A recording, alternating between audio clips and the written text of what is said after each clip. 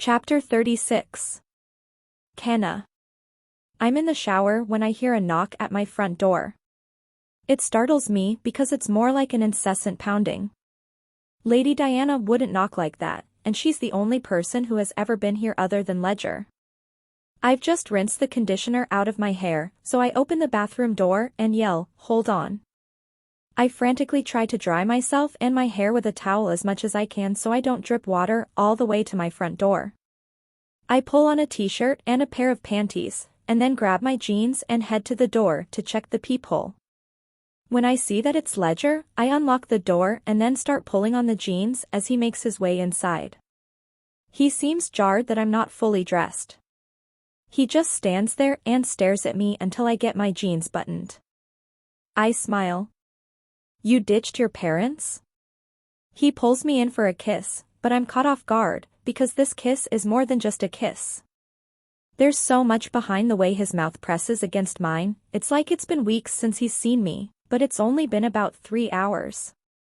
"You smell so good," he says, pressing his face into my wet hair. He slides his hands down my thighs and then lifts me, wrapping my legs around his waist. He walks us to the couch and lowers us onto it. "This isn't a bed," I tease. He nips at my bottom lip with his teeth. "It's okay, I'm not as thoughtful as I tried to be earlier today. I'd have sex with you just about anywhere right now. If this is happening, you might want to move me to that inflatable mattress, because this couch is questionable." He doesn't miss a beat. He lifts me and drops me on the mattress, but as he's kissing my neck, Ivy begins to meow. She climbs up onto the mattress and starts licking Ledger's hand. He stops kissing me and looks at my kitten. This is awkward. I'll put her in the bathroom. I move the kitten to the bathroom and lock her in with her food and water. I lower myself on top of Ledger this time. I straddle him, sitting up, and he runs his hands up and down my thighs while his eyes scroll over me. "Are you still feeling good about this?" he asks. "About what?" "Us." He nods. "I've never felt good about us. Us is a terrible idea." He grabs the front of my shirt and pulls me down until our mouths are almost touching. He rolls his other hand over my ass. "I'm serious." I smile, because he can't expect me to be serious while also pressing himself against me like this. "Are you trying to have a legitimate conversation while I'm on top of you?" He flips us over so that he's hovering over me now. "I brought condoms. I want to take off your clothes. I want to have sex with you again, but I also feel like I should have a conversation with the Landrys before this goes any further. It's just sex." He sighs and then says, "Kenna." He just says my name like he's lecturing me, but then he presses his mouth to mine, and it's sweet and soft and so very different from every kiss that has come before it. I understand what he's saying, but I think I'm tired of circling around this discussion because I'd like to not think about it for a while. Every time I'm with him, my situation is all I think about. It's arduous, and to be honest, it's scary. I lift a hand to his cheek and brush a piece of couch fuzz away. "You really want to know how I feel?" "Yes. That's why I'm asking." We both keep going back and forth. You worry, and then I worry, and then you worry, but the worry won't solve this. I feel like this isn't going to end well. Or maybe it will. Either way, we like being with each other, so until it ends well or ends terribly, I don't really want to waste our time together going in circles about a future we can't predict. So just get me naked and make love to me. Ledger shakes his head, but he's smiling. "It's like you read my mind." Maybe, but everything I just said out loud isn't at all what I feel. What I feel is terrified. I know in my heart that there's nothing he can say that will change the Landrys' minds about me. They aren't even wrong. The decision they're making for themselves is the right decision because it's the decision that will bring them the most peace. I'm going to respect that decision. After tonight. But right now, I'm going to be selfish and focus on the one person in this world who sees me the way I wish everyone could see me. And if that means I have to lie to him and pretend this story can possibly have a happy ending, then that's what I'll do. I pull off his shirt, and then my shirt is next, followed by our jeans, and within seconds, we're both naked and he's putting on a condom. I don't know why we're rushing, but we're doing everything with urgency. Kissing, touching, gasping as if we're running out of time. He kisses his way down my body until his head is between my legs. He kisses both thighs before slowly separating me with his tongue. The sensation is so strong I dig my heels into the mattress and slide up it, so he has to grip my thighs and pull my body back to his mouth. I reach for something to grab onto, but there's not even a blanket, so I put my hands in his hair and keep them there, moving in rhythm with his head. It doesn't take me long to finish, and as the sensations roll through me and my legs tense, Ledger intensifies the motion of his tongue. I tremble and moan until I can't take it anymore. I need him back inside me. I pull on his hair until he crawls up my body, and this time he pushes into me in one quick movement. He thrusts so hard, over and over, until we somehow end up on the floor next to the inflatable mattress, covered in sweat and out of breath by the time it's over. We wind up in the shower together, my back against his chest. The water is running over us as he holds me quietly. The thought of saying goodbye to him at some point makes me want to curl up and cry, so I try to convince myself that I'm wrong about the Landrys. I try to lie to myself by saying things will work out between us. Maybe not tomorrow, maybe not this month, but hopefully Ledger is right. Maybe one of these days he can change their minds. Maybe he'll say something to them that will plant a seed, and that seed will grow and grow until they start to feel empathy for me. Whatever happens, I'll always be grateful to him for the forgiveness he gave me, whether I get it from anyone else or not. I turn around and face him, then I lift my hand and touch his cheek. I would have fallen for you even if you didn't love DM. His expression shifts, and then he kisses the inside of my palm. I fell for you because of how much you do. Damn it, Ledger. I kiss him for that. Chapter 37. Ledger. It's funny how life works out. I should be waking up in an oceanfront resort next to my brand new wife, celebrating our honeymoon right now. Instead, I'm waking up on an inflatable mattress in a barren apartment, next to a woman I've spent so many years angry at. If someone would have showed me this moment in a crystal ball last year, I would have wondered what could possibly have happened that would cause me to make a string of horrible decisions. But now that I'm in this moment, I realize I'm here because I finally have clarity. I've never felt more certain about the choices I've made in my life than I do today. I don't want Kenna to wake up yet. She looks peaceful, and I need a moment to formulate a plan for today. I want to confront this sooner rather than later. I'm scared of what the outcome will be, so a huge part of me wants to wait a couple of weeks so Kenna and I can live in secret bliss, full of hope that things are going to go her way. But the longer we wait, the sloppier we're going to get. The last thing I want is for Patrick and Grace to find out I've been lying to them before I can calmly confront them with my thoughts. Kenna moves her arm to cover her eyes and then rolls onto her side. She tucks herself against me and moans. It's so bright in here. Her voice is raspy and sexy. I run my hand down her waist, over her hip, and then grip her thigh, pulling her leg over me. I kiss her cheek. Sleep well? She laughs against my neck. Sleep well? We had sex 3 times and then had to share a full-size inflatable mattress. I think I slept an hour, tops. It's after 9. You slept more than an hour. Kenna sits up. What? I thought the sun just came up. She tosses the covers aside. I was supposed to be at work by 9. Oh, shit. I'll give you a ride. I search for my clothes. I find my shirt, but Kenna's kitten is curled up asleep inside of it. I lift her and set her on the couch and then start to pull on my jeans.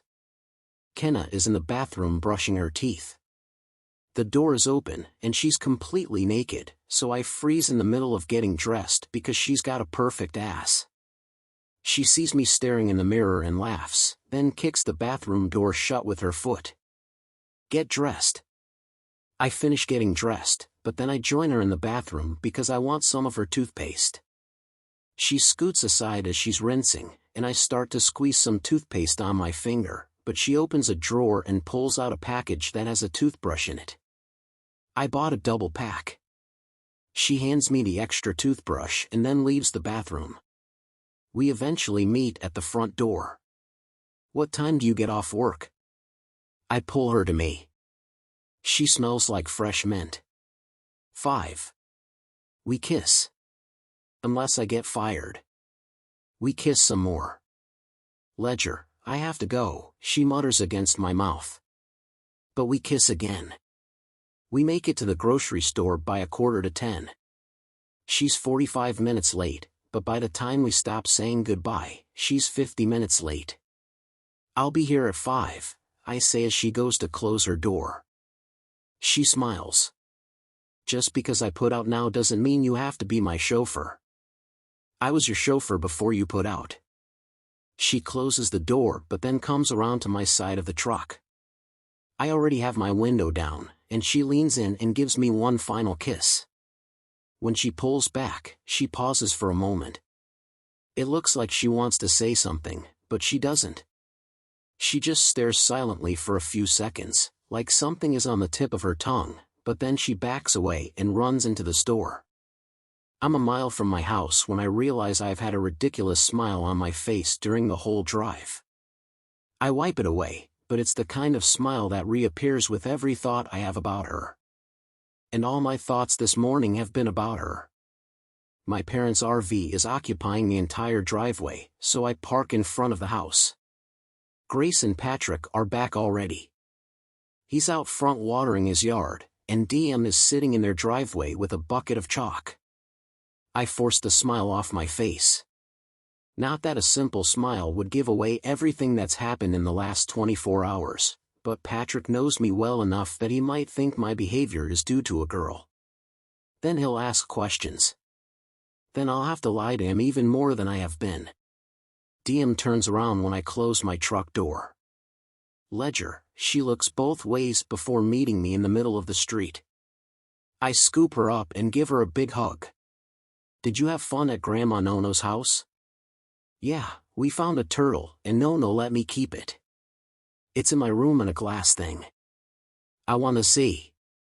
I put her back down, and she grabs my hand, but before we even reach the grass, Patrick and I make eye contact. My heart immediately sinks. His face is hard. There's no hello. It's the most resigned I've ever seen him. His eyes fall to DM, and he says, "You can show him your turtle in a minute. I need to talk to Ledger." DM can't feel the tension radiating from him, which is why she skips into the house while I'm frozen at the edge of the grass Patrick has been mindlessly watering. When the front door closes, he doesn't say anything. He just continues to water the grass, like he's waiting for me to admit my fuck-up. I'm worried for more reasons than one. His demeanor is making it obvious something is wrong, but if I say something first, I could be off the mark. Anything could be wrong. Maybe his mother is ill, or they received bad news he doesn't want DM to hear. The way he's acting could be completely unrelated to Kenna, so I wait for him to say whatever it is that seems so hard for him to say. He releases the nozzle and drops the water hose. He walks closer to me, and each of his deliberate steps is aligned with the pounding of my heartbeat. He stops walking about 3 feet from me, but my heartbeats just keep pounding. I don't like how silent it is between us. I can tell he's about to confront me, and Patrick is not a confrontational person. The fact that he's not circling around what he wants to say with a whelp has me more than concerned. Something is bothering him, and it's serious. I attempt to alleviate the tension by casually saying, "When did you guys get back?" "This morning," he says. "Where were you?" He asks it like he's my father and he's pissed I snuck out in the middle of the night. I don't even know what to say. I'm searching for whatever lie would fit this moment the best, but none of them seem to fit. I can't say I was parked in my garage, because my parents' RV is in the way. I can't say I was home, because obviously my truck hasn't been here. Patrick shakes his head. His face is filled with galaxy-sized disappointment. He was your best friend, Ledger. I try to hide my inhale. I shove my hands in my pockets and look at my feet. Why is he saying this? I don't know what to say. I don't know what he knows. I don't know how he knows. We saw your truck at her apartment this morning. His voice is low, and he's not looking at me. It's like he can't stand the person standing across from him. I was certain it was a coincidence. That someone who has a truck just like yours lived in the building, but when I pulled up next to it to get a better look, I saw Diem's car seat. Patrick. Are you sleeping with her? His voice is monotone and flat in an unnerving way. I reach an arm over my chest and squeeze my shoulder. My chest is so tight it feels like my lungs are in a vice grip. I think the three of us need to sit down and talk about this. Are you sleeping with her? He repeats, much louder this time. I run a hand down my face, frustrated that this is how it's coming to a head. I just needed a few hours and I was going to talk to them about it. It would have been so much better that way. We've all been wrong about her. I say it unconvincingly, because I know nothing I could say right now is going to be absorbed by him. Not when he's this angry. He releases a half-hearted laugh, but then his face just falls into the saddest frown, and his eyebrows draw apart. Have we? We've been wrong? He takes a step closer to me, finally looking me in the eyes. His expression is full of betrayal. Did she not leave my son to die? Did your best friend not spend his last hours on this earth alone on a deserted road barely breathing because of her? A tear escapes, and he angrily wipes it away. He's so angry he has to blow out a steady breath to keep from screaming at me. It was an accident, Patrick. My voice is almost a whisper. She loved Scotty. She panicked and made the wrong choice, but she paid for that choice. At what point can we stop blaming her? He chooses to answer that question with his fist. He punches me hard in the mouth. I do nothing, because I feel so guilty that they found out this way I'd let him punch me 1,000,000 more times, and I still wouldn't defend myself. Hey! My father is running out of my house, heading toward us. Patrick hits me again, right when Grace runs out her front door. My father pushes himself between us before Patrick can get in a third punch. What the hell, Pat? My dad yells. Patrick doesn't look at him. He's looking at me without even an ounce of regret. I take a step forward to plead with him because I don't want this conversation to end now that it's finally out there, but Diem runs outside. Patrick doesn't see her before he tries to lunge at me again. For Christ's sake, my dad yells, pushing him back. Stop it! Diem starts crying when she takes in the commotion. Grace reaches for her and starts to take Diem in the house, but Diem wants me. She's reaching for me, and I don't know what to do. I want to go with Ledger, Diem pleads. Grace half turns and looks at me. I can tell by the look of betrayal on her face that she might even be hurting more than Patrick is right now. Grace, please. Just hear me out. She turns her back to me and disappears with Diem inside her house. I can hear Diem cry, even after the door closes, and I feel like she just ripped open my chest. Don't you dare try to put your choices on us, Patrick says. You can choose that woman, or you can choose Diem, but don't you dare try to make us feel guilty for a choice we came to peace with 5 years ago. You did this to yourself, Ledger. Patrick turns and walks back inside. My father releases my arm. He moves so that he's in front of me, and I'm sure he's going to try to calm me down, but I don't give him the opportunity. I walk to my truck and I leave. I go to the bar, but instead of going inside, I beat on the door to Roman's stairwell. I beat constantly until he opens it. He looks confused, but then he sees my busted lip, and he says, "Ah, hell." He steps aside and then follows me up the stairs to his apartment. I go to the kitchen and wet some paper towels to wipe the blood from my mouth. What happened? I spent the night with Kenna. The Landrys found out. Patrick did that? I nod. Roman's eyes narrow. You didn't hit him back, did you? He's like 60 years old. Of course not, but not because of his age. He's as strong as I am. I didn't hit him back because I deserve this. I pull the paper towel from my mouth, and the whole thing is covered with blood. I walk to the bathroom and inspect my face. My eye looks okay. It'll probably be a little bruised, but my lip is sliced up on the inside. I think he hit me so hard my tooth cut through my lip. Fuck. Blood is pouring out of my mouth. I think I need stitches. Roman looks at my mouth and then winces. Shit, man. He grabs a washcloth and wets it, then hands it to me and says, "Come on, I'll drive you to the ER." Chapter 38. Kenna. There's a little more bounce in my step as soon as I walk out of the store and spot Ledger's truck across the parking lot. He sees me exit the store, so he drives across the lot to pick me up. I climb inside the truck and scoot across the seat to give him a kiss. He doesn't turn to face me, so my lips land on his cheek. I would sit in the middle, but his console is down, and he's got a drink in the cup holder, so I sit in the passenger seat and pull on my seat belt. He's wearing shades and hasn't looked at me since I got into the truck. I begin to grow concerned, but then he reaches across his console to hold my hand, and it puts me at ease. I was starting to worry that he spent the day regretting last night, but I can feel in the way he squeezes my hand that he's happy to see me. Paranoia is annoying. Guess what? What? I got a promotion. Cashier. It pays $2 more an hour. That's great, Kenna. He still doesn't look at me, though.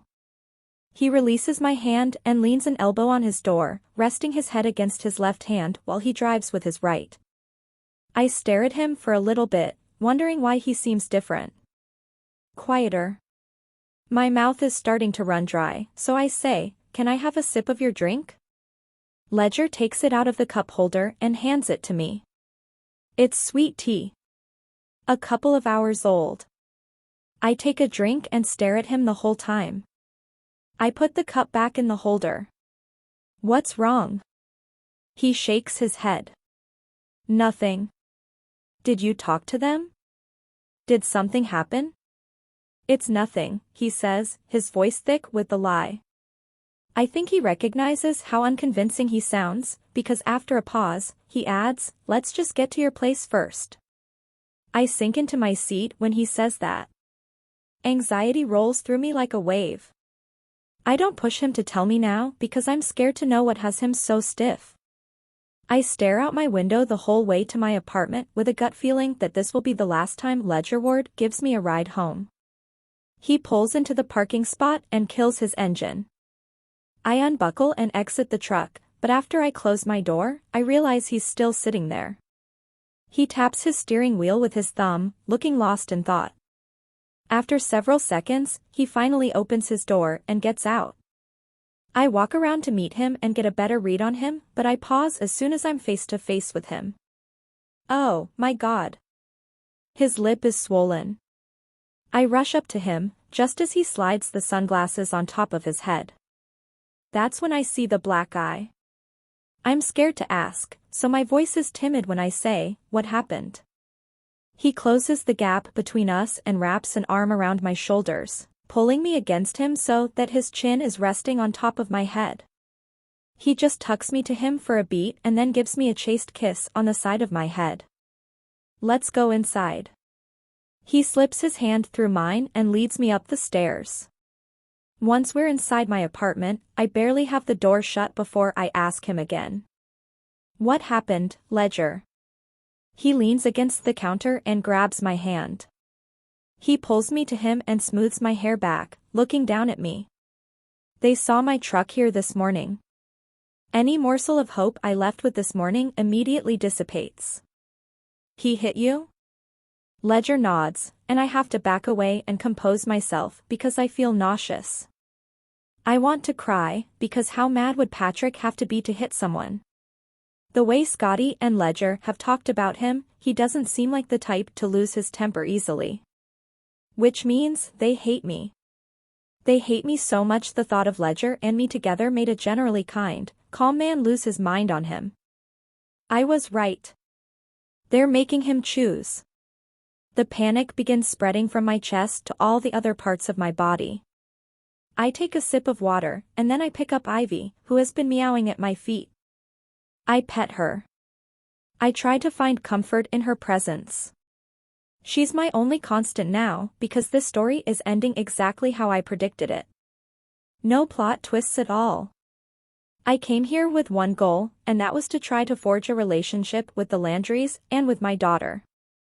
But they've made it very clear that it's not something they want. Maybe it's just not something they can emotionally handle. I put Ivy back on the floor and then fold my arms across my chest. I can't even look at Ledger when I ask him this question. Did they ask you to stop seeing me? He exhales, and his sigh is everything I need to know. I try to hold it together, but I just want him to leave. Or maybe I need to leave. This apartment, this town, this state. I want as far away from my daughter as I can get, because the closer I am to her without being able to see her, the more tempting it becomes to just go to their house and take her. I'm desperate enough that if I stay here too much longer, I might do something stupid. I need money. Ledger looks at me like he didn't understand the question, or he can't process why I need money. I need to move, Ledger. I can pay you back, but I need to leave, and I don't have enough money to get a new place. I can't stay here. Wait, he says, stepping toward me. You're leaving? You're giving up. His choice of words makes me angry. I'd say I tried pretty damn hard. They have a restraining order against me. I wouldn't call that giving up. What about us? You're just going to walk away? Don't be an asshole. This is harder for me than it is for you. At least you still get DM in the end. He grips my shoulders, but I look away from him, so he moves his hands to the sides of my head. He tilts my face and directs my focus back to his. Kenna, don't. Please. Wait a few weeks. Let's just see what happens. We know what happens. We'll keep seeing each other in secret, and we'll fall in love, but they won't change their minds and I'll still have to leave, but it'll hurt a hell of a lot worse in a few weeks than if I were to just leave right now. I walk to the closet and grab my suitcase. I open it and toss it on the inflatable mattress and start throwing my shit in it. I can take a bus to the next town and then stay in a hotel until I figure out where to go. I need money, I say again. I'll pay you back every cent, Ledger. I promise. Ledger stomps over to me and shuts my suitcase. Stop it. He makes me turn and face him by pulling me in and wrapping me up in his arms. Stop. Please. We're too late. It already hurts so bad. I press my hands against his shirt and grip it in my fists. I start to cry. I can't bear the thought of not being around him, not seeing his smile, not feeling his support. I already miss him even though I'm still standing right here in his arms. But as much as the idea of leaving him hurts, I think my tears are for my daughter. They're always for her. Ledger. I say his name quietly, and then I lift my head from his chest and look up at him. The only thing you can do at this point is go over there and apologize to them. DM needs you. As much as it hurts, if they can't move past what I did to them, it isn't your job to repair or mend what's broken inside of them. It's your job to support them, and you can't do that with me in your life. His jaw is clenched. It looks like he's trying not to cry. But it also looks like he knows I'm right. He takes a step away from me and then opens his wallet. You want my credit card? He asks, pulling it out. He removes several $20 bills too. He seems so upset and mad and defeated as he angrily yanks stuff out of his wallet. He tosses his credit card and the cash on the counter, and then he steps toward me, kisses me on the forehead, and leaves. He slams the door as he goes. I lean forward and press my elbows into the counter, and I hold my head in my hands and I cry even harder. Because I'm angry, I allowed myself to get my hopes up. It's been well over 5 years since it happened. If they were ever going to forgive me, they'd have done it by now. They're just not the forgiving type. There are people who find peace in forgiveness, and then there are others who look at forgiveness as a betrayal. To them, forgiving me would feel like betraying their own son. I can only hope they change their minds someday, but until then, this is my life. This is where it's led me. This is where I start over. Again. And I'm going to have to do it without Ledger or his encouragement or his belief in me. I'm sobbing now, but I'm still able to hear the front door when it swings back open. I lift my head as he slams the door shut and strides across the room.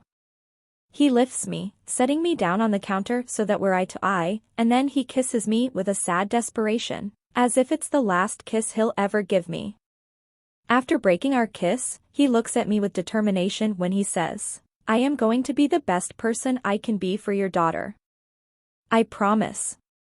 I'm going to give her the best life, and when she asks about her mother, I'm going to tell her what a wonderful person you are. I'll make sure she grows up knowing how much you love her. I'm a fucking mess now, because I'm going to miss him so much." He presses his swollen mouth to mine, and I kiss him gently because I don't want to hurt him. Then our foreheads meet. It looks like he's struggling to keep his composure. "I'm sorry I couldn't do more for you." He starts to back away, pulling apart from me, and it hurts too much to watch him go, so I stare at the floor. There's something beneath my feet. It looks like a business card, so I slide off the counter and pick it up. It's Ledger's snow cone punch card. It must have fallen out of his wallet when he took everything out of it.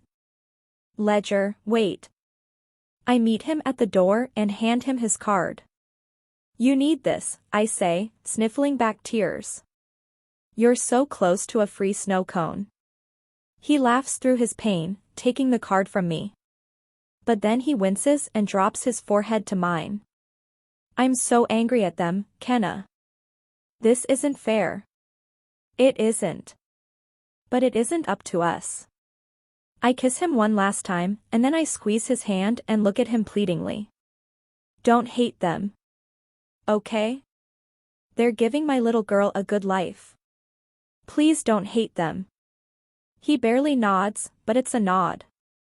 When he lets go of my hand, I don't want to watch him leave, so I go to my bathroom and close the door. A few seconds later, I hear my apartment door shut. I slide to the floor and fall apart. Chapter 39. Ledger. I don't even go into my house when I get back home. I walk straight to Patrick and Grace's front door and I knock. It was never a choice. DM will always be the most important girl in my life, no matter what or who or when. But that doesn't mean I'm not torn the fuck up right now. It's Patrick who opens the door, but Grace quickly joins him. I think she's afraid there might be another fight. They both look a little surprised to see the state of my injuries, but Patrick offers up no apologies. I don't expect him to. I look them both in the eye. DM wanted to show me her turtle.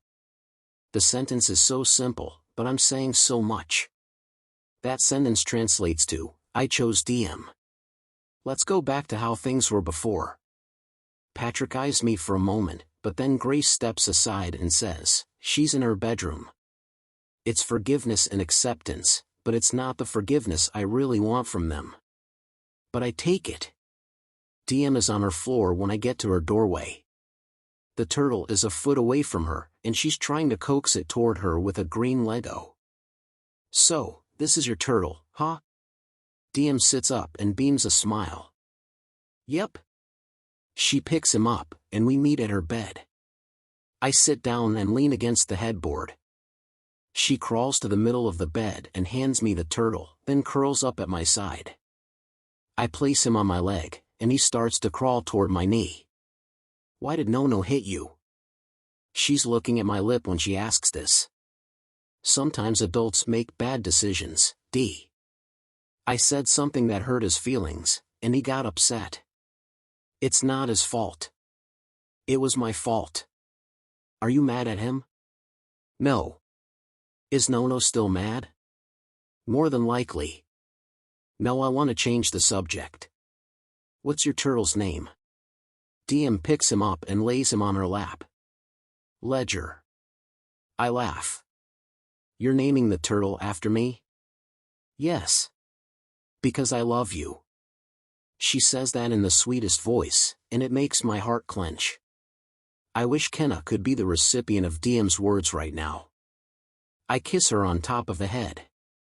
I love you, too, D. I put her turtle in its aquarium and then I crawl back onto her bed and stay with her until she nods off. And then I stay a little while longer just to be certain she's asleep. I know Patrick and Grace love her, and I know they love me, so the last thing they would ever do is separate the two of us. They can be angry, but they also know how much DM loves me, so even if the three of us can't work our shit out, I know I'll always be a huge part of DM's life. And as long as I'm a part of DM's life, I'm going to fight for what's best for her. I should have been doing it all along. And what's best for DM is having her mother in her life. It's why I did what I did before I left Kenna's apartment.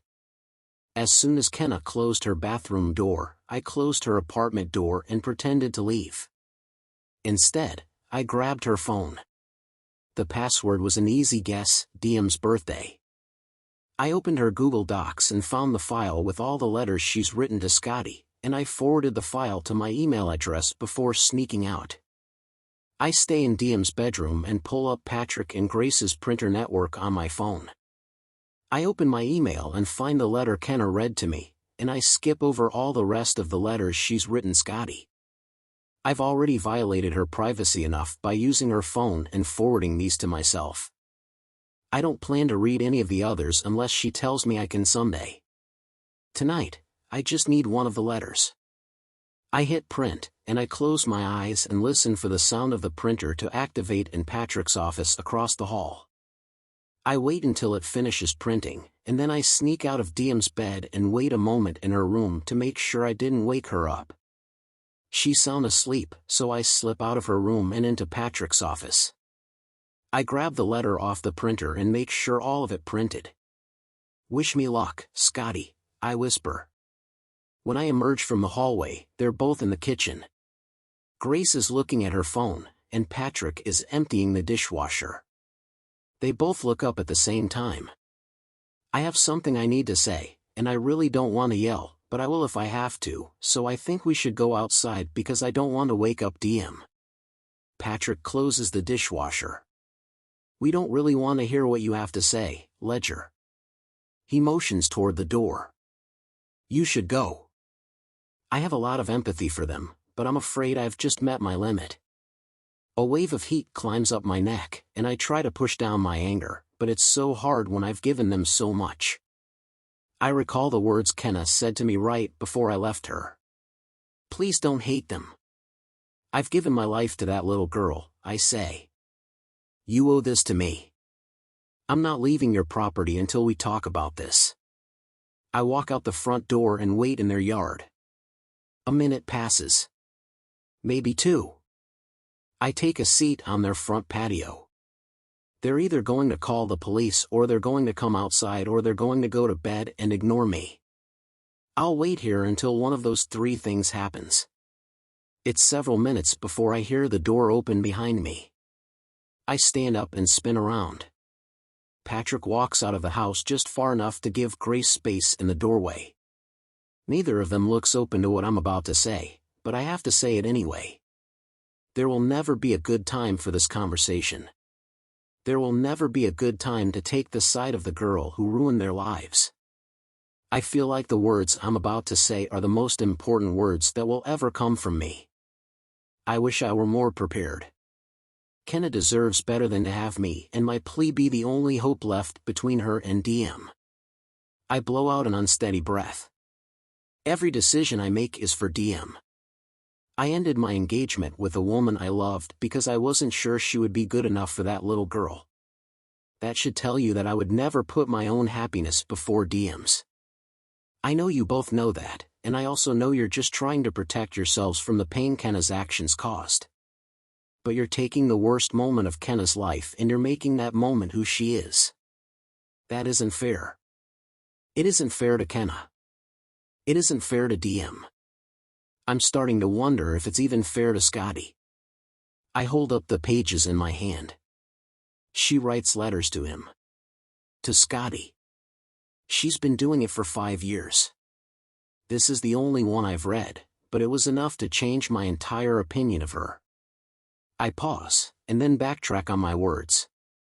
Actually, that's not true. I forgave Kenna before I even knew the contents of the letter. But the second she read this out loud to me, I realized she's been hurting just as much as all of us have. And we're slowly killing her by continuing to drag out her pain. I squeeze my forehead and put even more emphasis on the words I'm about to speak. We are keeping a mother from her child. That's not okay. Scotty would be so mad at us. It grows quiet when I stop speaking. Too quiet. It's like they aren't even breathing. I hand Grace the letter. It'll be hard to read. But I'm not asking you to read it because I'm in love with Kenna. I'm asking you to read it because your son was in love with her. Grace starts to cry. Patrick still won't look me in the eye, but he reaches for his wife and pulls her to him. I've given the last 5 years of my life to you guys. All I'm asking for in return is 20 minutes. It probably won't even take you that long to read the letter. After you read it, and take time to process it, we'll talk. And I'll respect whatever decisions the two of you make. I swear I will. But please, please give me the next 20 minutes. You owe DM the opportunity to have another person in her life who will love her as much as Scotty would have loved her. I don't give them an opening to argue or hand the letter back to me. I immediately turn and walk to my house and disappear inside it. I don't even look out the window to see if they've gone inside, or if they're reading the letter. I'm so nervous I'm shaking. I look for my parents and find them in the backyard. My father has items from the RV spread out across the grass, and he's using the water hose to clean them.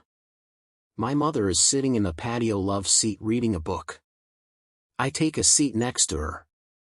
She looks up from her book and smiles, but when she sees the look on my face, she closes the paperback. I drop my head in my hands and I start to cry. I can't help it. I feel like the lives of everyone I love are hanging on this moment, and it's fucking overwhelming. Ledger, my mother says. Oh, honey. She wraps her arm around me and hugs me. Chapter 40. Kenna. I woke up with a migraine due to how much I cried last night. I expected Ledger to text me or call me, but he never did. Not that I want him to. A clean break is better than a messy one. I hate that my choices from that one night years ago have somehow created another casualty all these years later. How long will the aftershocks from that night continue? Will I feel the ramifications forever? Sometimes I wonder if we're all born with equal amounts of good and evil. What if no one person is more or less malevolent than another, and that we all just release our bad at different times, in different ways? Maybe some of us expel most of our bad behavior as toddlers, while some of us are absolute horrors during the teenage years. And then maybe there are those who expend very little malice until they're adults, and even then, it just seeps out slowly. A little bit every day until we die. But then that would mean there are people like me. Those who release their bad all at once, in one horrific night. When you get all your evil out at once, the impact is much bigger than when it seeps out slowly. The destruction you leave behind covers a much bigger circumference on the map and takes up a much larger space in people's memories. I don't want to believe that there are good people and bad people, and no in-between people. I don't want to believe I'm worse than anyone else, as if there's a bucket full of evil somewhere within me that continues to refill every time it runs empty. I don't want to believe I'm capable of repeating behavior I've displayed in the past, but even after all these years, people are still suffering because of me. Despite the devastation I've left in my wake, I am not a bad person. I am not a bad person. It took 5 years of weekly therapy sessions to help me realize this. I only recently learned how to say it out loud. I am not a bad person. I've been listening to the playlist Ledger made me all morning. It really is just a bunch of songs that have nothing to do with anything sad. I don't know how he managed to find this many songs. It had to take him forever. I slide Mary Ann's headphones over my ears, and I put the playlist on shuffle and start to clean my apartment. I want my security deposit back when I figure out where I'm moving to, so I don't need a reason for Ruth not to refund it to me. I'll leave the apartment 10 times cleaner than I found it. I clean for about 10 minutes when I start to hear a beat in the song that doesn't belong. It takes me way too long to realize the beat is actually not in the song. It's a knock. I slip off my headphones and hear it even louder this time. Someone is definitely knocking at my front door. My heart rate speeds up because I don't want it to be Ledger, but I need it to be Ledger. One more kiss wouldn't break me. Maybe. I tiptoe toward the door and look through the peephole. It's Ledger. I press my forehead to the door and try to make the right decision. He's having a weak moment, but I shouldn't do this. His weak moments will be my downfall if I cater to them. We'll just go back and forth until we're both completely broken. I open my text to him on my phone and type out, "I'm not opening the door." I watch him read it through the peephole, but his expression is unwavering. He looks right into the peephole and points down to the doorknob. Fuck. Why did he have to point? I unlock the deadbolt and open the door just 2 inches. Don't kiss me or touch me or say anything sweet. Ledger smiles. I'll do my best. I open the door cautiously, but he doesn't even try to come inside once I have the door open. He stands up straight and says, "Do you have a minute?" I nod. "Yeah, come in." He shakes his head. "Not for me." His attention moves away from me, and he points inside my apartment, but then he steps away from the door. Grace walks into my line of sight. I immediately slap my hand over my mouth, because I wasn't expecting her and I haven't been face to face with her since before Scotty died, and I had no idea it would knock the breath out of me. I don't know what it means. I refuse to let myself think this means anything at all, but there's too much hope inside me to keep buried in her presence. I back into my apartment, but tears are spilling from my eyes. There's so much I want to say to her. So many apologies. So many promises. Grace steps inside my apartment, and Ledger stays outside but closes the door to give us privacy. I grab a paper towel and wipe at my eyes. It's pointless. I don't think I've cried like this since I gave birth to DM and watched them take her away from me. I'm not here to upset you, Grace says. Her voice is gentle. So is her expression. I shake my head. It's not. I'm sorry. I need a minute before I can talk. Grace motions toward the sofa. Can we sit? I nod, and we both take a seat on the couch. Grace watches me for a moment, probably judging my tears, wondering if they're real or forced. She reaches into her pocket and pulls something out. At first I think it's a handkerchief, but upon closer inspection, I realize it's a small black velvet bag. Grace hands me the bag, and I have no idea why. I pull the strings to loosen the opening to the velvet bag, and then I dump the contents into my palm. I gasp. What? How? I'm holding the ring I fell in love with all those years ago when Scotty took me to the antique store. The $4,000 gold ring with the pink stone that he couldn't afford. I've never told anyone that story, so I'm extremely confused as to how Grace is in possession of this ring. How do you even have this? Scotty called me the day you two saw the ring. He said he wasn't ready to propose to you, but that he already knew what ring he was going to propose with when the time came. He couldn't afford it, but he was afraid someone else was going to buy it before he got the chance. We let him borrow the money. He gave me the ring and made me promise to keep it in a safe place until he could pay us back. My hands are shaking as I put the ring on my finger. I can't believe Scotty did that. Grace releases a quick rush of air. I'll be honest, Kenna. I didn't want that ring after he died. And I didn't want you to have it because I was so mad at you. But when we found out DM was a girl, I decided to hold on to it. Just in case I wanted to pass it on to her someday. But after giving it some thought, that's really not my decision to make. I want you to have it. Scotty bought it for you. There's too much coursing through me to process this, so it takes me a moment to recover. I shake my head. I'm too scared to believe her. I don't even allow the words to sink in. Thank you. Grace reaches over and squeezes my hand, prompting me to look at her. I promised Ledger I wouldn't tell you this, but he gave us one of the letters you wrote to Scotty. I'm shaking my head even though she isn't finished talking. How did Ledger get one of those letters? Which one did he give them? He made me read it last night.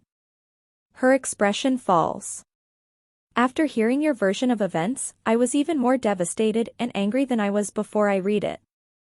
It was so hard, hearing all the details. I cried all night. But this morning when I woke up, it was as if an overwhelming sensation of peace had washed over me. Today was the first morning I didn't wake up angry at you. She wipes at the tears now sliding down her face. All these years, I assumed your silence in the courtroom was indifference. I assumed you left him in that car because you only cared for yourself and didn't want to get in legal trouble. Maybe I assumed all those things because it was easier to have someone to blame for such a horrific and pointless loss. And I know your grief shouldn't bring me peace, Kenna. But it's so much easier to understand you now than when I assumed you never grieved at all. Grace reaches toward a strand of hair that's fallen loose from my ponytail, and she brushes it gently behind my ear. It's something a mother would do, and I don't understand it. I don't know how she can go from hating me to forgiving me in such a short amount of time, so I continue to be wary of this moment. But the tears in her eyes feel like the truth. I am so sorry, Kenna. She says that with such sincerity. I'm responsible for keeping you from your daughter for 5 years, and there's no excuse for that. The only thing I can do is make sure you don't go another day without knowing her. My hand is trembling when I bring it to my chest. I get to meet her? Grace nods, and then she hugs me when I fall apart. She runs a soothing hand over the back of my head and allows me several minutes to absorb everything that's happening. This is everything I've ever wanted, and it's coming at me all at once. It's both physically and emotionally overwhelming. I've had dreams like this before. Dreams where Grace shows up to forgive me and lets me meet DM, but then I wake up alone and realize it was a cruel nightmare. Please let this be real. Ledger is probably dying not knowing what's going on in here. She stands up and walks to the door to open it for him. Ledger's eyes search frantically until they land on mine. When I smile at him, he immediately relaxes, as if my smile is the only thing that mattered in this moment. He pulls Grace in for a hug first. I hear him whisper, "Thank you," against her ear. She looks at me before she leaves my apartment. I'm making lasagna tonight. I want you to come for dinner. I agree with a nod. Grace leaves, and Ledger is wrapping me in his arms before she even closes the door. Thank you, thank you, thank you. I say it over and over, because I know this would never have happened if it weren't for him. Thank you. I kiss him. Thank you. When I finally stop thanking and kissing him long enough to pull back and look him in the eye, I see he's crying too. It fills me with a sense of gratitude like I've never known. I am so grateful for him. To him. This might be the exact moment I fall in love with Ledger Ward. I'm about to be sick. Want me to pull over? I shake my head. No. Drive faster. Ledger squeezes my knee reassuringly. It was torture having to wait until this afternoon to make our way to Patrick and Grace's house. I wanted him to take me to DM as soon as Grace left my apartment, but I want everything to be on their terms. I'll be as patient as I need to be. I'm going to respect their rules. I'll respect their timeline, and their choices, and their wishes. I'm going to show them as much respect as I know they've shown my daughter. I know they're good people. Scotty loved them. They're just also hurt people, so I respect the time they needed to come to this decision. I'm nervous I'm going to do something wrong. Say something wrong. The only other time I've been inside their house was such a series of missteps, and I need this time to be different because there's so much at stake. We pull into Ledger's driveway, but we don't immediately get out of the truck. He gives me a pep talk and kisses me about 10 times, but then I become more nervous and excited than I've ever been, and the emotions all start to run together. If I don't get it over with, I might explode. He holds my hand tightly in his as we cross the street, and walk across grass DM has played on, and knock on the door to the house DM lives in. Don't cry. Don't cry. Don't cry. I'm squeezing Ledger's hand like I'm in the middle of an intense contraction. The door finally opens, and standing right in front of me is Patrick. He looks nervous, but he somehow smiles through it. He pulls me in for a hug, and it isn't just a forced hug because I'm standing in front of him, or because his wife encouraged him to hug me. It's a hug full of so many things. Enough things that when Patrick pulls away, he has to wipe at his eyes.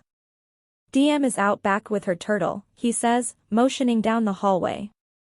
There are no harsh words from him, no negative energy. I don't know if now is the right time to apologize, but since Patrick is pointing us toward DM's location, I feel like they want to save whatever sits between the three of us for later. Ledger holds my hand as we walk into the house. I've been in the house before and I've been in the backyard before, so there's a sense of familiarity that's comforting. But everything else is frightening. What if she doesn't like me? What if she's mad at me? Grace appears from the kitchen, and I pause before we head to the backyard. I look at Grace. What have you told her? About my absence? I just want to make sure. Grace shakes her head. We really haven't talked to her about you at all. She asked once why she didn't live with her mother, and I told her your car wasn't big enough. I laugh nervously. What? Grace shrugs. I panicked. I didn't know what to say. My car isn't big enough? I can work with that. In my mind, I had feared they had poisoned her against me. I should have known better. We thought we'd leave the rest up to you, Patrick says. We weren't sure how much you wanted her to know. I nod and smile and try not to cry. I look at Ledger, and he's like an anchor by my side, keeping me steady. Will you come with me? We walk toward the back door. I can see her sitting in the grass. I watch her from the screen door for a couple of minutes, wanting to take in everything about her before whatever comes next. I'm scared of what comes next. Terrified, really. This is almost the exact same feeling as being in labor with her. I was terrified, in uncharted territory, but also full of more hope and excitement and love than I'd ever felt. Ledger eventually gives me an encouraging nudge, so I open the door. DM looks up and sees Ledger and me standing on the back porch. She gives me a quick glance, but when her eyes land on Ledger, she lights up. She runs to him, and he catches her in his arms. I get a whiff of strawberry shampoo. I have a daughter who smells like strawberries. Ledger sits on the back porch swing with DM and points to the empty seat next to him, so I take a seat with them. DM is in his lap, looking at me as she curls up to Ledger. DM, this is my friend Kenna. DM smiles at me, and it almost sends me to the floor. Do you want to see my turtle? She asks, perking up. I'd love to. Her tiny little hand grips two of my fingers, and she slides off Ledger and pulls me. I glance at Ledger as I stand, and he gives me a reassuring nod. DM takes me to the grass, and she plops down next to her turtle. I lie down on the other side of her turtle so that I'm facing DM. What's his name? Ledger. She giggles and holds up the turtle. He looks just like him. I laugh, and she's trying to get her turtle to come out of his shell, but I can't stop staring at her. Seeing her on video is one experience, but getting to be near her and feel her energy is like a rebirth. Want to see my jungle gym? I got it for my birthday. I turn 5 next week. DM is running toward her jungle gym, so I follow her. I glance back at Ledger, and he's still sitting on the porch swing, watching us. DM pokes her head out of the jungle gym and says, Ledger, can you put Ledger in his tank so he doesn't get lost? Sure will, he says, standing. DM grabs my hand and pulls me inside the jungle gym, where she sits down in the center of it. I feel more comfortable here. No one can see us, and that puts me a little more at ease knowing people aren't judging how I interact with her in this moment. This used to be my daddy's, DM says. Nono and Ledger put it back together for me. I knew your daddy. Were you his friend? I smile. I was his girlfriend. I loved him very much. DM giggles. I didn't know my daddy had a girlfriend. I see so much of Scotty in her right now. In that laugh. I have to look away from her face because the tears start to fall. DM notices my tears, though. Why are you sad? Do you miss him? I nod, wiping away my tears. I do miss him, but that's not why I'm crying. I'm crying because I'm so happy I finally get to meet you. DM cocks her head and says, why? She's 3 whole feet away from me, and I just want to hold her and hug her. I pat the spot right in front of me. Come closer. I want to tell you something. DM crawls toward me and sits with her legs crossed. I know we've never met before, but I don't even know how to say this, so I just say it in the simplest way. I'm your mother. DM's eyes fill with something, but I don't know what her expressions mean yet. I don't know if that's surprise or curiosity. Really? I smile at her. I am. You grew inside my tummy. And then when you were born, Nana and Nono took care of you for me because I couldn't. Did you get a bigger car? I release a laugh. I'm glad they gave me that tidbit of information, or I would have no idea what she's referring to. I actually don't have a car anymore. But I will soon. I just couldn't wait to meet you, so Ledger gave me a ride. I've been wanting to meet you for so long. DM doesn't have much of a reaction. She just smiles. And then she crawls across the grass and starts flipping tic-tac-toe squares that make up a part of the wall of the jungle gym. You should come to my t-ball game. It's my last one. She spins one of the letters on the wall. I would love to come watch you play t-ball. Someday I'm gonna do that thing with the swords, though, DM says. Hey, do you know how to play this game? I nod and move close to her so I can show her how to play tic-tac-toe. I realize that this moment isn't nearly as monumental to DM as it is to me. I've played out a million scenarios in my head of how this would go, and in every scenario, DM was either sad or angry that it took me so long to be a part of her life. But she truly didn't even know that I was missing. I'm so grateful for that. All these years of worry and devastation have all been one-sided, which means DM has been whole and happy and fulfilled. I couldn't have asked for a better outcome. It's like I just get to slip into her life without so much as a ripple. DM grabs my hand and says, I don't want to play this, let's go to the swings. She abandons the game, and we crawl out of the center of the jungle gym. She climbs into a swing and says, I forgot your name. It's Kenna. I say that with a smile because I know I'll never have to lie to anyone about my name again. Will you push me? I push her on the swing, and she starts telling me about a movie Ledger took her to see recently. Ledger walks out onto the porch and sees us talking. He comes over to us and stands behind me, wrapping his arms around me. He kisses the side of my head, right when DM turns and looks at us. Gross. Ledger kisses the side of my head again and says, "Get used to it, D." Ledger takes over pushing DM's swing, and I sit down in the swing next to her and watch them. DM tips her head back and looks at Ledger. "Are you gonna marry my mom?" I should probably have a reaction to the marriage part of that question, but my brain only focuses on the fact that she just said my mom. I don't know. We still need to get to know each other better. Ledger looks at me and smiles. Maybe one of these days I'll be worthy enough to marry her. "What does worthy mean?" she asks. "It means good enough." "You're good enough," DM says. "That's why I named my turtle Ledger." She tilts her head back again and looks at him. "I'm thirsty, will you bring me a juice?" "Go get it yourself," he says. I get out of the swing. "I'll get you a juice." I hear Ledger mutter to her, "You're so rotten," as I walk away. DM laughs. I am not. When I go inside, I watch them from the back door for a moment. They're adorable together.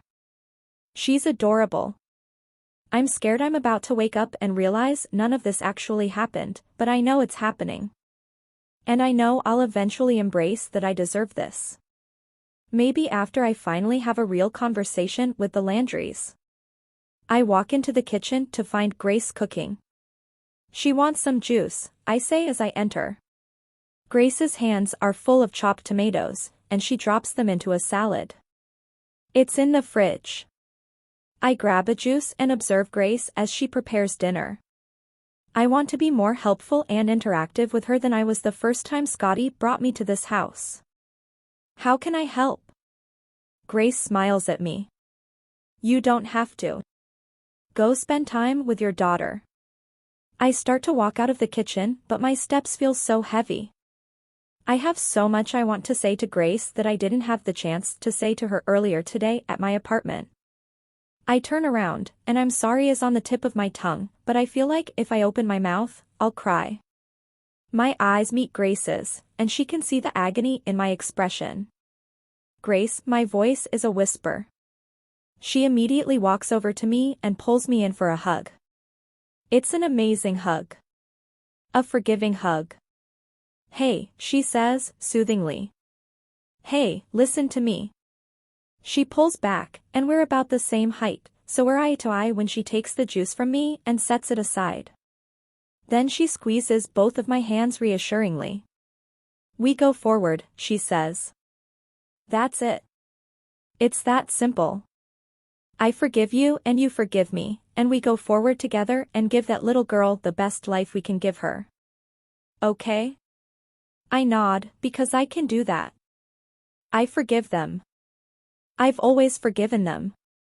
It's myself I've been hard on. But I think I've reached the point that forgiving myself finally feels okay. So I do. You're forgiven, Kenna. Chapter 41. Ledger. She fits. It's surreal and, to be honest, a little overwhelming. We just finished eating dinner, but we're all still sitting at the table. DM is curled up in my lap, and I'm sitting next to Kenna. She seemed nervous when we first sat down to dinner, but she's eased up a lot. Especially after Patrick started telling stories, giving Kenna a highlight reel of DM's life. He's telling her the story of when DM broke her arm 6 months ago. She spent the first 2 weeks thinking she had to wear the cast forever. None of us thought to tell her that breaks heal, and DM assumed when a person broke a bone, it stayed broken for good. Oh, no, Kenna says, laughing. She looks down at DM and runs a soothing hand over her head. You poor thing. DM reaches a hand toward Kenna, and she accepts it. DM effortlessly slips off my lap and onto Kenna's. It happens so fast and quietly. DM tucks herself into Kenna, and Kenna wraps her arms around DM like it's the most natural thing in the world. We're all staring at them, but Kenna doesn't notice because her cheek is pressed against the top of DM's head. I swear I'm about to lose it right here at the table. I clear my throat and push my chair back. I don't even excuse myself because I feel like my voice will crack if I try to speak, so I silently leave the table and walk out back. I want to give the four of them privacy. I've been somewhat of a buffer for all of them today, but I want them to interact without me there. I want Kenna to feel comfortable with them and not have to lean on me for that comfort, because it's important she have a relationship with them outside of me. I could tell Patrick and Grace were pleasantly surprised at how different she is from what we all expected her to be. It proves that time, distance, and devastation allow people enough opportunity to craft villains out of people they don't even know. But Kenna was never a villain. She was a victim. We all were. The sun hasn't set yet, but it's getting close to 8, and that's DM's bedtime. I'm sure Kenna is nowhere near ready to leave, but I'm looking forward to the aftermath of today. I want to get her alone and be near her while she processes what I'm sure has been the best day of her life. The back door opens, and Patrick walks onto the porch. He doesn't sit down in a chair. He leans against one of the pillars and stares out over the backyard. When I left him and Grace alone with the letter last night, I was expecting some sort of immediate reaction. I wasn't sure what it would be, but I thought I'd get something. A text, a phone call, a knock at my front door. I got nothing. 2 hours after I left them, I finally worked up the courage to look out my window at their house, and all their lights were out. I've never felt as hopeless as I felt in that moment. I thought my efforts had failed, but this morning, after an entire night of insomnia, I heard a knock at my door. When I opened it, Grace was standing there without DM or Patrick. Her eyes were puffy like she'd been crying. "I want to meet Kenna." That's all she said. We got in my truck, and I took her to Kenna's apartment not knowing what to expect, or if she was going to accept Kenna or reject Kenna. When we arrived at Kenna's place, Grace turned to me before exiting my truck, and she said, "Are you in love with her?" There was absolutely no hesitation when I nodded. Why? There was no hesitation after that question either. You'll see. She makes it a hell of a lot easier to love her than hate her. Grace sat in silence for a moment before finally getting out of my truck. She seemed almost as nervous as I was. We walked upstairs together, and she told me she wanted some time alone with Kenna. As hard as it was not knowing what was being said between them inside that apartment, it isn't nearly as hard as not knowing what Patrick thinks about all this. We haven't had a chance to talk about it at all. I'm guessing that's why he's out here. My hope is that he and Grace are on the same page, but they might not be. He might only be accepting Kenna because Grace needs him to. What are you thinking? I ask him. Patrick scratches his jaw, mulling over my question. He answers without looking directly at me. If you would have asked me that question when you and Kenna arrived a few hours ago, I would have told you I'm still pissed at you. And that I'm not sorry for hitting you. He pauses and sits down on the top porch step. He clasps his hands together between his knees and looks over at me. But that changed when I saw you with her. When I saw the way you looked at her. The way your eyes teared up when DM crawled onto her lap at the dinner table. Patrick shakes his head. I've known you since you were DM's age, Ledger. Not one time in all the years I've known you have you ever given me a single reason to doubt you. If you're telling me Kenna is worthy of DM, then I believe you. The least I can do is believe you. Fuck. I look away from him and wipe at my eyes. I still don't know what to do with all these fucking feelings. There have been so many since Kenna returned. I lean back in my chair without a clue how to respond to him. Maybe I don't. Maybe his words are enough for this conversation. We sit in silence for a minute or two. It feels different from the bouts of silence I've sat through with him before.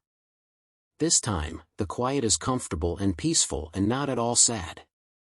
"Holy shit," Patrick says. I look over at him, but his focus is on something in the backyard. I follow his line of sight until, "No. No way. I'll be damned," I say quietly. Is that a fucking pigeon?" "It is. It's an actual pigeon. A real live white and gray pigeon just walking around in the backyard like this isn't the most miraculous timing a bird has ever had in the history of birds." Patrick laughs. It's a laugh full of bewilderment. He laughs so much it makes me laugh. But he doesn't cry. It's the first time a reminder of Scotty doesn't make him cry, and I feel like this is huge. Not only because the chances of this random pigeon landing in this backyard at this very moment are probably 1 in a billion, but because Patrick and I have never had a serious conversation related to Scotty that didn't end in me sneaking away so he could cry alone. But he laughs, and that's all he does, and for the first time since Scotty died I feel a sense of hope for him. For all of us. The only other time Kenna has been inside my house was right after she showed up on this street unannounced. That wasn't a good experience for either of us, so when I open my front door and guide her inside, I want her to feel welcome. I'm looking forward to getting Kenna all to myself tonight, in an actual bed. The few times we've been together have been damn near perfect, but I've always felt she deserved better than an inflatable mattress, or my truck, or a hardwood floor. I want to show her around, but my need to kiss her is stronger. As soon as I close the front door, I pull her to me. I kiss her the way I've been wanting to kiss her all night. It's the first kiss without a little sadness or fear in it. This is my favorite kiss so far. It goes on for so long I forget about showing her around the house, and I pick her up and take her straight to my bed. When I lower her to the mattress, she sprawls out and sighs. "Oh, my God, Ledger. It's so soft." I reach to the remote next to my bed and turn the massage mode on so the bed vibrates. It makes her groan, but when I try to lower myself on top of her, she kicks me to the side. "I need a minute to fully appreciate your bed," she says, closing her eyes. I sidle up next to her and stare at the smile on her face. I lift a hand and gently outline her lips, barely touching them. Then I trace my fingertips across her jaw and down her neck. "I want to tell you something," I say quietly. She opens her eyes and smiles gently, waiting for me to speak. I bring my hand back up to her face and touch her impeccable mouth again. I've spent the last couple of years trying to be a good role model for DM, so I've read a few books on feminism. I learned that putting too much focus on a girl's looks can be damaging, so instead of telling DM how pretty I think she is, I put the focus on all the things that matter, like how smart she is and how strong she is. I've tried treating you the same way. It's why I've never complimented your looks before, or told you how fucking beautiful I think you are, but I'm glad I've never told you before this moment, because you've never been more beautiful than you are right now. I kiss the tip of her nose. "Happiness looks good on you, Kenna." She touches my cheek and smiles up at me. "Thanks to you." I shake my head. I'm not responsible for tonight. I'm not the one who saved up every penny and moved to this town and walked to work every day to try and. "I love you, Ledger." She says it so effortlessly, like it's the easiest thing she's ever said. You don't have to say it back. I just want you to know how much you. I love you too. She grins and then presses her lips firmly to mine. I try to kiss her back, but she's still smiling against my mouth.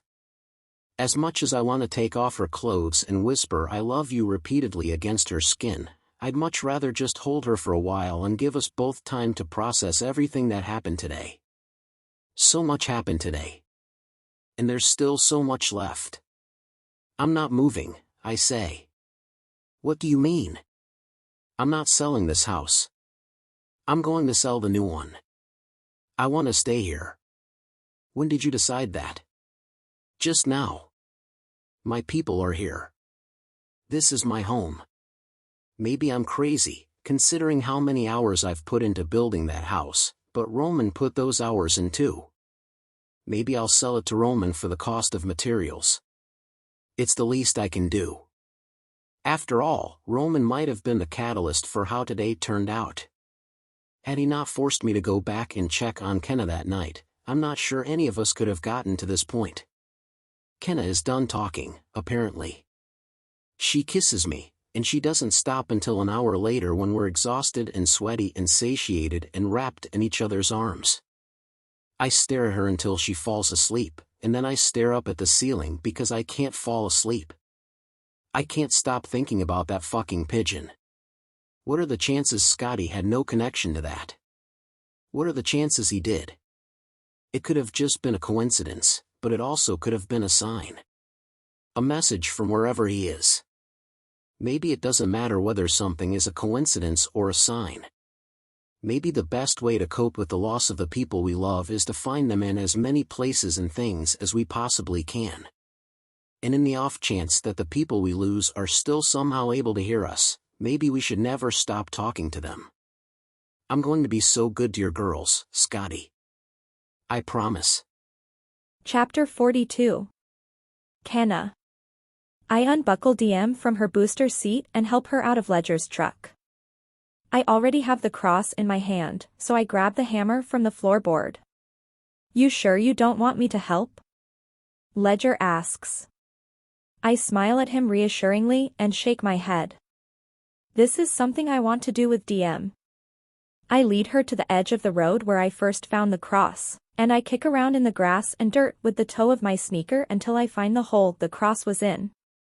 I hand the cross to DM. See that hole? She leans forward to inspect the ground. Stick it right there. DM drives the cross into the hole. Why are we putting this here?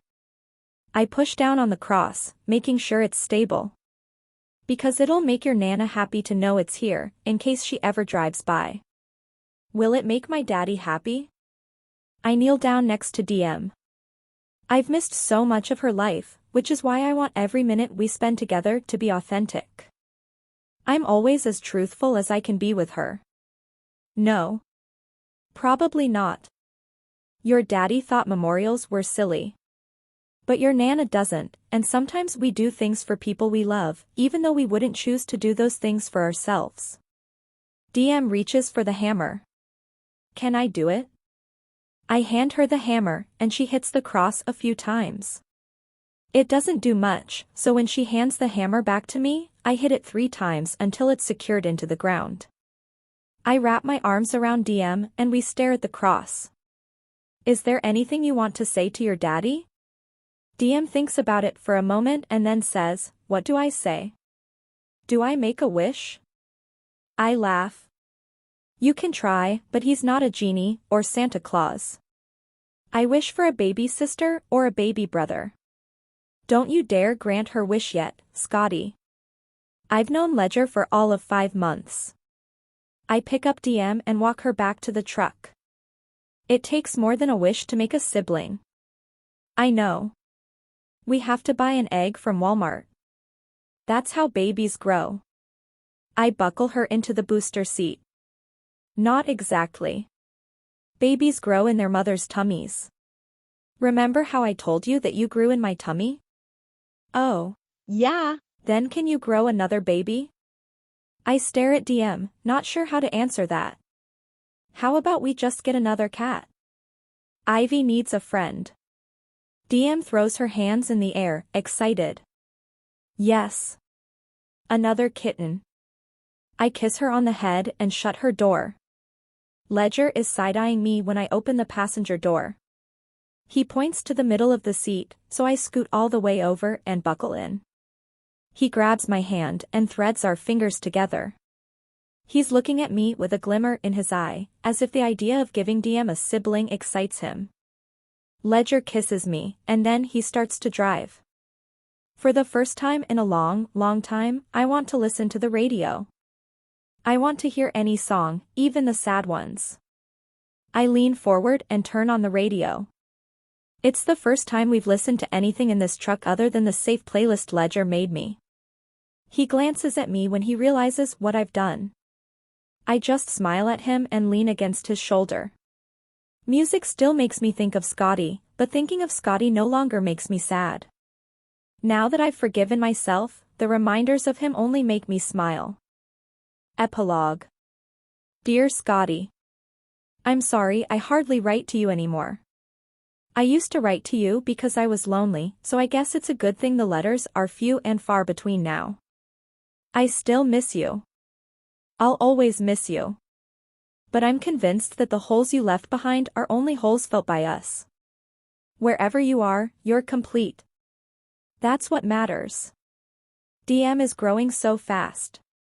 She just turned 7. It's hard to wrap my mind around the idea that I wasn't here for the first 5 years of her life, because it feels like I've always been here. I'm sure that has a lot to do with Ledger and your parents. They tell me stories about her growing up and show me videos, so it sometimes seems like I missed nothing at all. I don't know that DM even remembers a life without me in it. To her, I've always been here. I know that's because all the people who loved you gave her everything she needed when you and I couldn't be there. She still lives with your parents, although I see her every day. She stays with Ledger and me at least 2 nights a week. She has her own bedroom at both houses. We eat dinner together every night. I'd love for her to live with me full-time, but I also know it's important she keep the routine she's had since birth. And Patrick and Grace deserve to be the major component in her life. I would never want to take that from them. Since the day they accepted me into her life, I've never felt unwelcome. Not for one day or even 1 second. They didn't accept me with conditions. They just accepted me like I belong here with all the people who loved you. You were surrounded by good people, Scotty. From your parents to your best friend to your best friend's parents, I have never met a family more loving. The people that were in your life are now the people who are in my life, and I'll do everything I can to continue to show them as much love and respect as you gave them. I'll treat each of my relationships with the same level of significance and respect I give to the naming process. You know how seriously I take naming things. I thought long and hard about what to name DM when she was born, and I even took 3 days to name Ivy. The last name I handed out 2 weeks ago was by far one of the more important ones, yet somehow the easiest name to come up with. When they placed our newborn son on my chest, I looked down at him through teary eyes, and I said, "Hi, Scotty. Love."